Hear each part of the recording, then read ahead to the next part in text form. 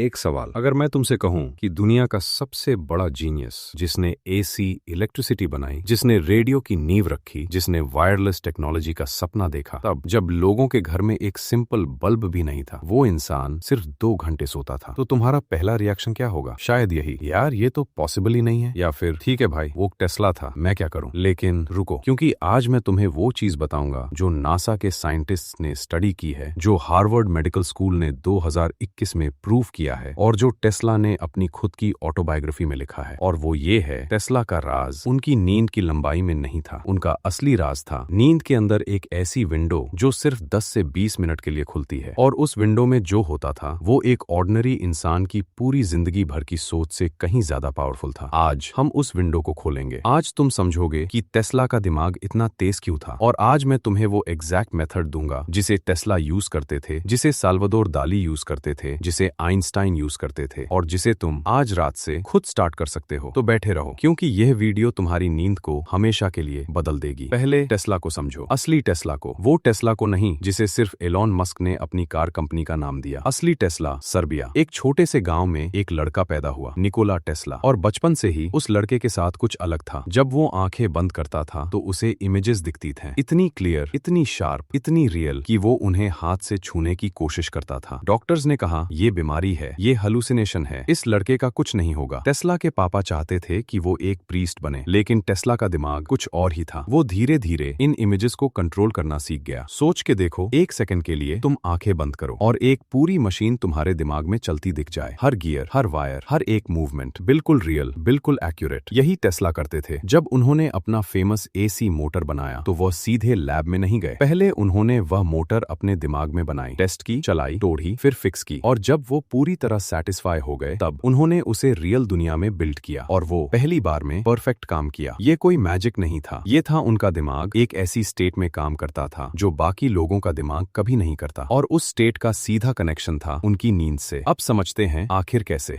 रोज रात को जब तुम सो जाते हो, तुम्हारा दिमाग एक जर्नी करता है। पहले होता है बेटा स्टेट, जब तुम जाग रहे होते हो, दिमाग तेज चल रहा होता है, लॉजिक, एनालिसिस, टेंशन, कल का टू डू लिस्ट, सब कुछ एक साथ। फिर आती है एक बहुत ही खास स्टेट, इसका नाम है हिप्नागोगिया। ये वो मोमेंट है जब तुम ना पूरी तरह जागे होते हो और ना पूरी तरह सोए होते हो, बस बीच में। और इस बीच वाली जगह में कुछ ऐसा होता है जो साइंस ने अभी अभी समझा है। लॉजिकल ब्रेन बंद हो जाता है, वो हिस्सा जो कहता है ये पॉसिबल नहीं, वो चुप हो जाता है, और क्रिएटिव ब्रेन पूरी तरह खुल जाता है। दिमाग अल्फा और थीटा वेव्स प्रोड्यूस करता है। यही वो वेव्स हैं जो डीप मेडिटेशन में होती हैं, जो फ्लो स्टेट में होती हैं, और जो जीनियस लेवल थिंकिंग के लिए जिम्मेदार हैं।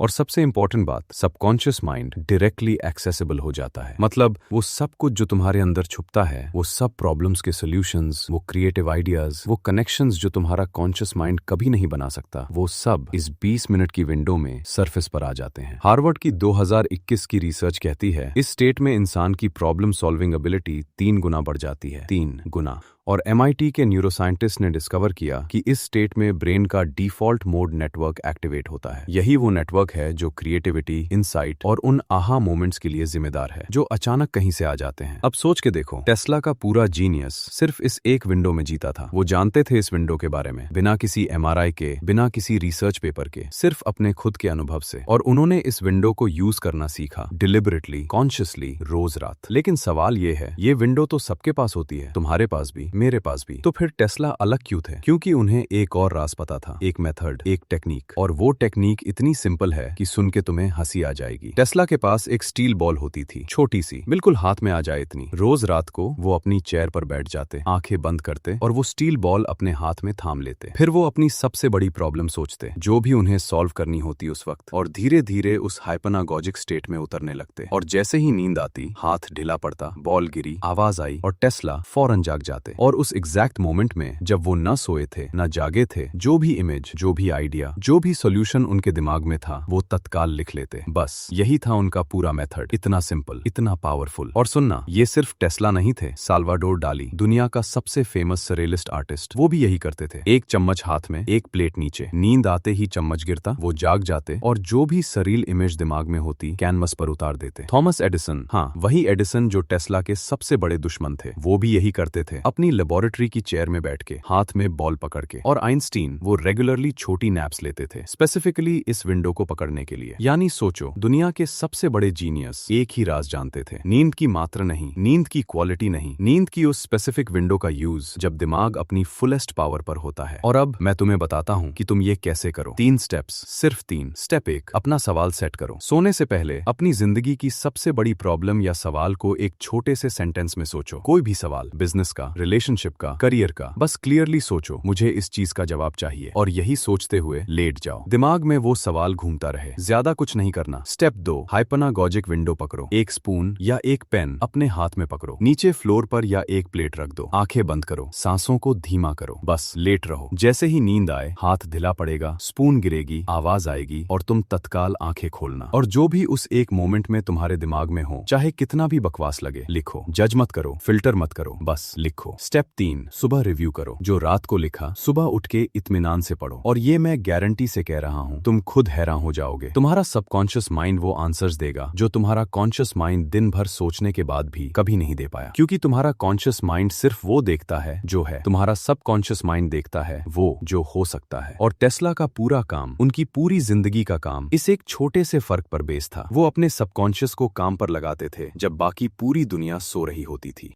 टेस्ला ने अपनी जिंदगी के आखिरी दिनों में एक बात कही थी, मैं सिर्फ एक रिसीवर हूँ। इस दुनिया में एक कोर है जहाँ से हम सब नॉलेज, पावर और इंस्पिरेशन लेते हैं। मैंने सिर्फ ये सीखा कि उस सिग्नल को कैसे पकड़ा जाए। सोचना, क्या ये सच नहीं लगता? कभी कभी तुम्हारे दिमाग में अचानक एक आइडिया आता है, शावर में, रात को सोते वक्त या सुबह उठते वक्त। वो आइडिया कहाँ से आया? टेस्ला कहते हैं वो यूनिवर्स से आया। न्यूरोसाइंस कहती वो सबकॉन्शियस से आया। नाम अलग, सच एक। और वो सच ये है कि तुम्हारे अंदर भी वो पावर है, बस तुमने उसे कभी डेलिबरेटली यूज नहीं किया। तो अब करो 21 दिन का चैलेंज। आज रात से स्पून मेथड ट्राई करो, रोज लगातार 21 दिन तक। और 21 दिन बाद नीचे कमेंट में आकर बताओ क्या मिला तुम्हें, एक आइडिया, एक सॉल्यूशन या एक ऐसा मोमेंट ऑफ क्लैरिटी जो पहले कभी नहीं आया था। जो भी मिला शेयर करो, क्योंकि तुम्हारा एक छोटा सा एक्सपीरियंस किसी और की पूरी जिंदगी बदल सकता है। और अगर ये वीडियो तुम्हारे काम आई तो उस एक दोस्त को भेजो जो रोज रात को सोने से पहले सिर्फ अपने फोन पर स्क्रॉल करता रहता है। उसे बताओ कि नींद से भी ज्यादा पावरफुल चीज है नींद के अंदर वो 20 मिनट जो टेस्ला को टेस्ला बनाते थे। लाइक करो, सब्सक्राइब करो और बेल आइकन जरूर दबाओ, क्योंकि अगली वीडियो में एक और ऐसा जीनियस आएगा जिसने अपनी सबसे बड़ी वीकनेस को दुनिया की सबसे बड़ी स्ट्रेंथ बना लिया। तब तक सोचो, जागो और जीतो।